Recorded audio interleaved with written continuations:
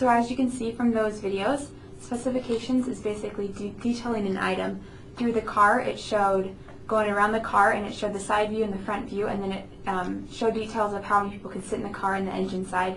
And then with the longer video in the middle, it was a motorcycle, and that did the same thing. As it was driving, it zoomed in on the different aspects of the vehicle. And then last, with the iPhone, it again showed the different qualities of the phone.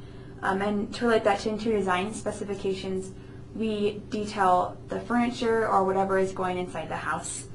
Specifications are basically the communication between the designer and the contractor. These are very detailed documents, and they have to be concise. There's the 4 C's that they talk about in the book, and it's be clear, be correct, be complete, and be concise. This is important because they're legal documents, and if they're not correct, there's other legal issues. So we're going to start by going over a few terms that will be on the test. They're in the report also to refer to, but they're kind of confusing, so I thought I'd reiterate them here. The first one is addenda, and that is the contract modifications made to the bidding document. This happens when someone puts out a specification and then the specifier decides to change something, and an addenda happens. So any changes is called an addenda. The base bid, that's basically saying that anybody who wishes to provide material for the product must base their bid on the product named. This allows for no substitutions. They have to base it on that exact chair that they showed in the specification. There's 2 main types of specification. There's open and closed. Closed, here as it states, requires an exact material. Like I said earlier, there's no substitution, whereas open specifications allow substitution if they're equal. The CSI is the Construction Specification Institute, and this is kind of the main guy in specification. They kind of organize the format, and as you'll see later on in the terms, they organize master format, page, and page format.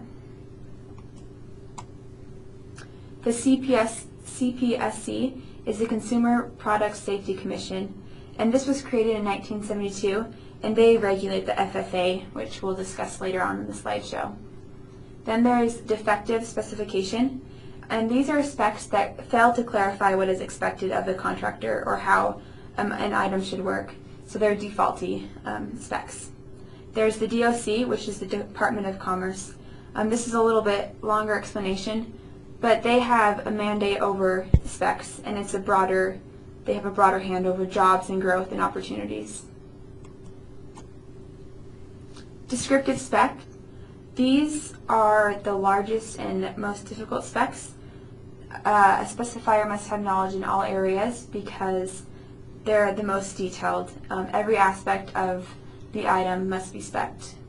An erroneous specification requires, frequently contains legal errors.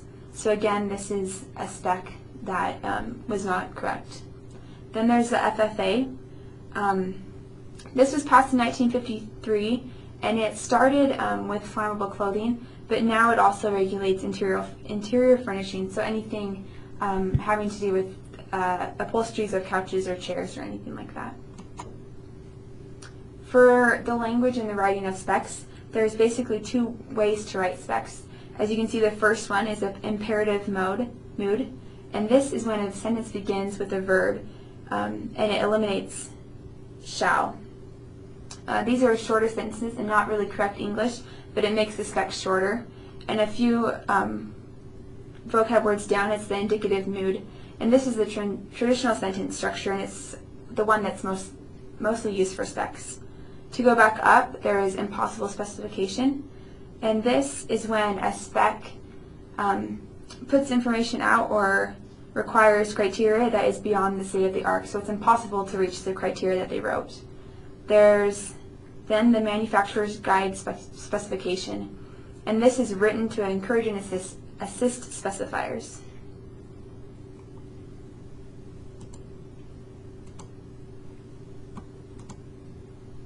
Master format, like I said earlier, this is written by the CSI, which is the Construction Specification Institute, And for master format, it's kind of the way of organizing a specification. And by each word, such as tile or carpet, there's a 6-digit number, and it's under different titles and different sections to organize it better. And that'll make sense more when you see an example later on the slideshow. Then there's master specifications, and these are pre-written specs that cover nearly all types of products, methods, and installation.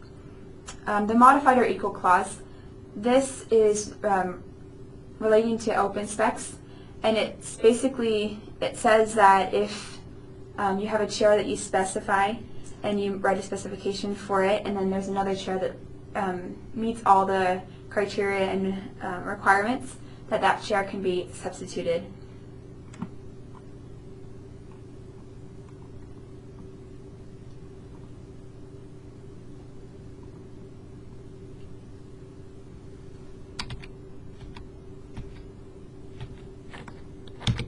And then there's open specification, and that's the opposite of closed. And these are under the modified or equal clause, so they allow for consideration of different materials if they meet all aspects of the item being specified. There's page format that kind of goes along with master format, and this is the organization of the actual pages of the specification. Performance specification is another type of specification that's under open specification. And these describe the end result without the method to get there. So they'll say the criteria or requirements or the test that whatever item needs to pass, and then the vendor will find the couch or chair or whatever meets those requirements. Prescriptive specification, this tells exactly what product or material the contractor needs, and it's a closed specification. There's proprietary, which can be open or closed, dependent upon whether it's under the modified or equal clause. Reference specs are the shortest specs, and they refer to other standards, so a specifier in this department has to be aware of the interior design and contract standards and codes. Then there's section format, which goes along with page format and master format, and this is a 3-part format for the organization of specs, and so it kind of along with master format, explains how to actually organize your specification. Hopefully by now you realize that specification is a written contract that describes materials and their construction or installation, and it's kind of the communication again between the designer and contractor. And the specifier is just the one that writes the specification. So now in the next section we'll talk about specifications.